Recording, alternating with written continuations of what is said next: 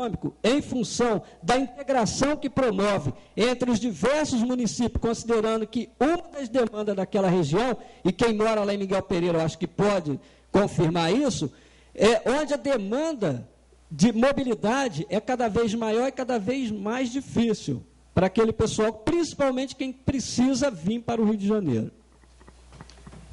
A concessão federal não envolve esse trecho que você Presidente Alvir.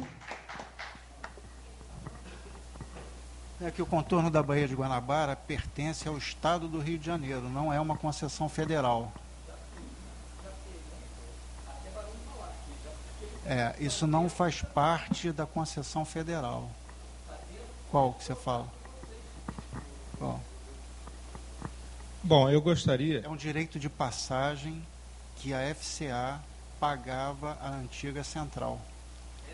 Central entre São Bento... Não, São Bento já teria, não. Vamos deixar para o final, por favor. Eu gostaria, primeiramente, de me colocar também, como um somatório, a colocação de dois colegas aqui sobre a questão do prazo das obras do PIL. Certo? Eu também desconfio muito, nós estamos no Brasil, nós conhecemos as obras, mesmo que o governo diga que será obra privada, né? A gente sabe que dificilmente isso vai acontecer. Totalmente obra privada. Então, eu entendo que nós temos, como já foi dado o exemplo aqui, a Ferrovia Norte-Sul. Desde 86, a Ferrovia Norte-Sul ainda está com alguns poucos quilômetros dentro do total do seu projeto.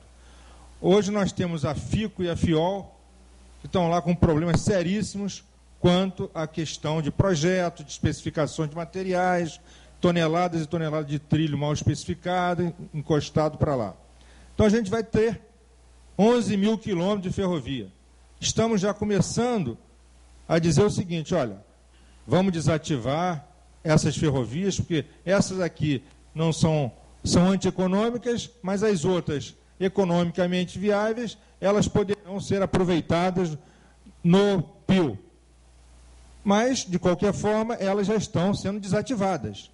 E o material que será reaproveitado delas, mas eu acho que não vai ser reaproveitado em lugar nenhum, a não ser para fazer algum tipo de escoramento.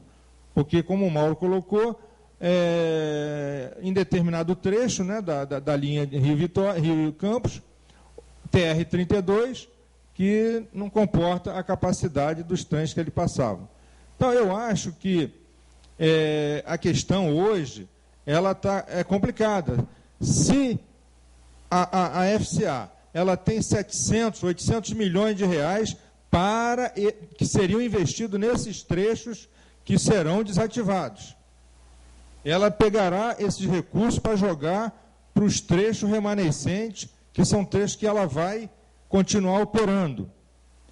Eu entendo que se esse recurso seria para esses trechos ainda economicamente viável, ela tinha que operar esses trechos, fazer esse investimento, fazer a operação funcionar ali, já que ela diz que ela tinha interesse nesse trecho, ela falou que tinha interesse no trecho, por exemplo, Rio Campos, ou Rio Vitória, que era um trecho economicamente viável para ela. Por que, então, ela não troca os trilhos, que está dentro desse orçamento dos 700 milhões, opera até chegar ao PIL, aí depois, aquele trecho que ela iria estar dentro da faixa do PIL, então ela vai retirar o material para reaproveitar em outro lugar, que aí sim seria material reaproveitável. Mas eu acho que isso aí, se tiver o PIL e quando acontecer o PIL.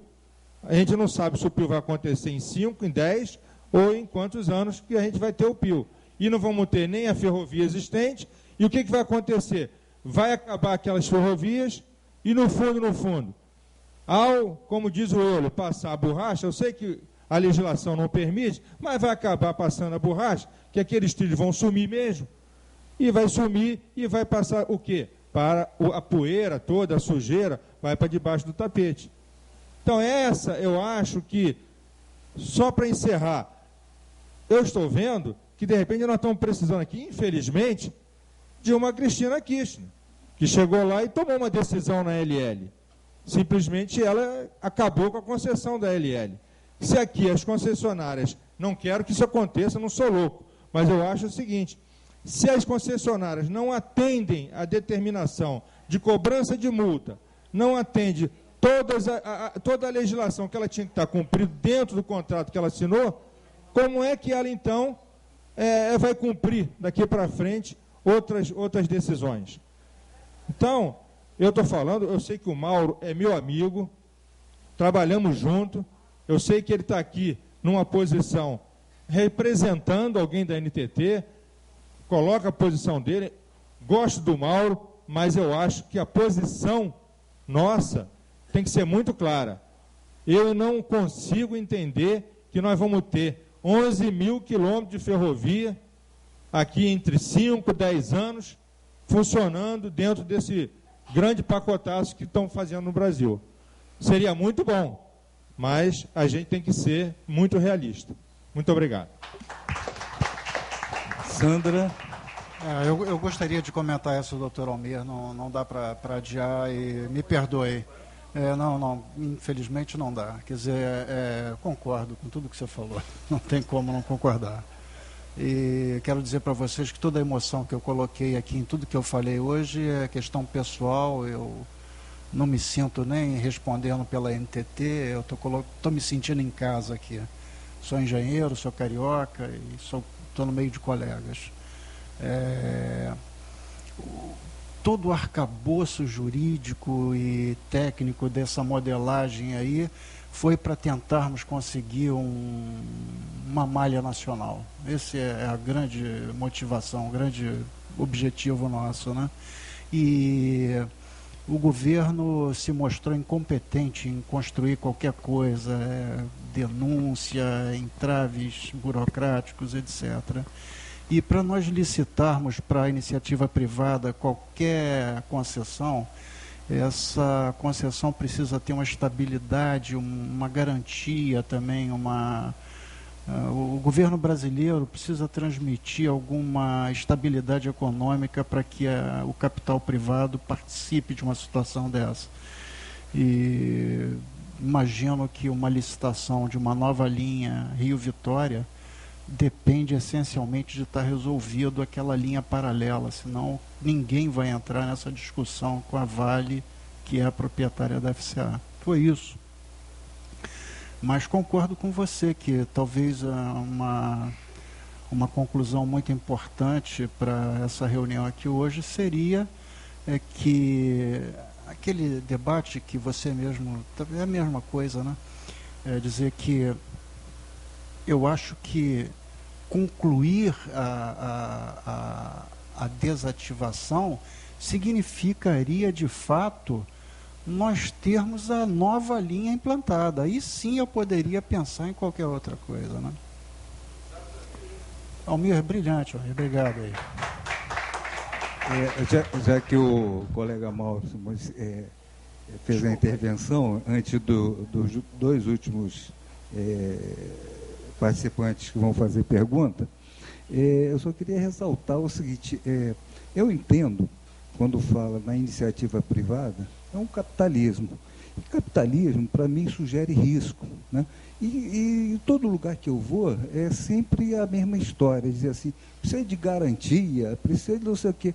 Eu pretendo abrir um negócio, tá? Eu queria tem que procurar qual a agência, qual a entidade de governo que vai me garantir o meu negócio, porque se eu abrir, eu vou entrar com minha conta e risco, eu vou ter que fazer o estudo, saber o que eu vou fazer, se aquilo é rentável ou não, para poder enfiar a cara, porque senão eu me dou mal. Agora, nesses casos que se fala em privatização, concessão, não, a coisa se dá na garantia.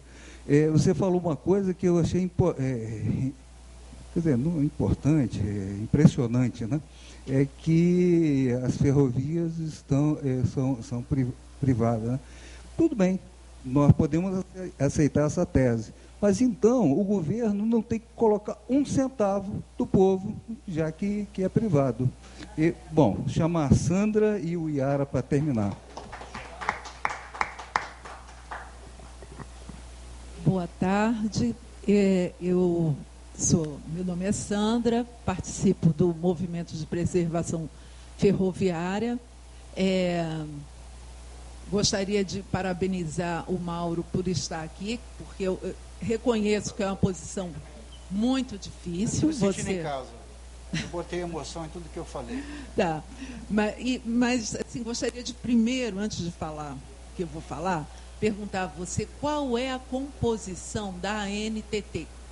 Quais são as pessoas que compõem, a que grupos? Porque, como uma agência, ela vai pertencer a grupos, né? A que grupos políticos e, enfim, de representação. Você tem como me falar isso, não? Olha, por exemplo, fulano de tal, não sei o quê. Infelizmente, a NTT foi criada só em 2002, né, muito depois do processo, e nós já herdamos aí uma situação de... a gente quer que as agências reguladoras como um todo sejam fortalecidas, né? Nós acabamos de fazer um grande concurso público para contratar especialistas em regulação, técnicos em regulação. O concurso está se efetivando. As pessoas que não são servidores públicos estão gradativamente sendo substituídas por servidores concursados, e a nossa atividade é extremamente técnica. Nós estamos sempre nessa linha de intermediária, né, entre o governo, entre o capital privado e os usuários e o público em geral, né? E nós estamos ali no meio desse triângulo de conflitos de interesse muito forte. A gente precisa mediar isso através de análises técnicas, que não são poucas, não. Nós perdemos, assim, 99% do nosso tempo fazendo estudos regulatórios. E gostaríamos muito que os nossos dirigentes tivessem competência técnica para colaborar com o processo, né? E que muitas vezes, às vezes, não é possível, né? Porque são problemas políticos, de governança, né? Mas eu não saberia te responder qual é a composição política, eu não sei. Mas eu, então, gostaria de colocar uma agência que vai mediar a ação entre empresa, governo e os usuários. Ela tem que, no mínimo, ter uma visão plural. Então, por exemplo, a questão do mercado não pode ser a única e principal. E aí eu digo o seguinte: nós temos como foi o nosso guia e hoje o nosso inspirador, o Vitor, que o Zé Cássio falou logo no início, e ele sempre dizia, o trem de passageiros tem alma. O trem de mercadorias não tem. Então, é por isso, quer dizer, é porque fala na alma das pessoas, é que o trem tem esse apelo tão afetivo. Então, ele não pode ser olhado como uma mercadoria. Ele não pode ser só mercado. A agência tem que me contemplar. Ela não pode só contemplar o capital. A agência reguladora, ela visa mitigar as divergências e os desequilíbrios de mercado. Então, qualquer serviço que você está se mencionando que não seja de mercado, não é atividade principal da agência reguladora. Então, você me desculpa, constitucionalmente nós não precisamos de agência. Porque nós precisamos, como seres humanos que fazem parte dessa situação de um país, nós precisamos governantes que atendam às nossas necessidades e prioridades, enfim. Se for para isso, de fato, o governo, as agências estão muito dissociadas. Olha, você quer saber de uma pessoa? Você quer saber de uma pessoa mais favorável para o trem de barrinha? Sou eu. É o que eu mais queria. Só que não aparece empresa e capital para querer conduzir o trem barrinha. Então, se a sua pretensão é ter o trem barrinha, o trem regular, ele exige licitação, através de concessão. Então, não pode haver... Quer dizer, se você quer se não tem uma empresa privada que toque aquele negócio, você vai ter que solicitar ao governo. E o governo, se você solicitar isso ao governo, aí a agência reguladora está fora. Ela não regula isso. É atribuição do executivo. A agência reguladora é do Estado, não é do governo. É independente e visa regular o mercado de transporte terrestre. Vou chamar agora o Iara, que é a chefe da divisão técnica de transporte e logística do clube, que vai fazer uma pergunta e depois vai passar a palavra para a mesa para responder as perguntas que estão escritas e as que foram feitas. E, como eu não tive tempo de escrever a pergunta, eu vou fazer a pergunta aqui. A coisa que me deixa assim, muito chateado foi que, nesse processo de privatização, eu viajava no trem de prata do Rio para São Paulo, né? E foi privatizado, naturalmente, eu até imaginei na ocasião, eu disse, isso já é ótimo, vai ficar uma maravilha. Acabou, não pude mais viajar. O trem de prata, a última semana de viagem do trem de prata, o último trem que teve tinha, se eu não me engano, 2 passageiros comprando passagem. O trem, ele demorava 12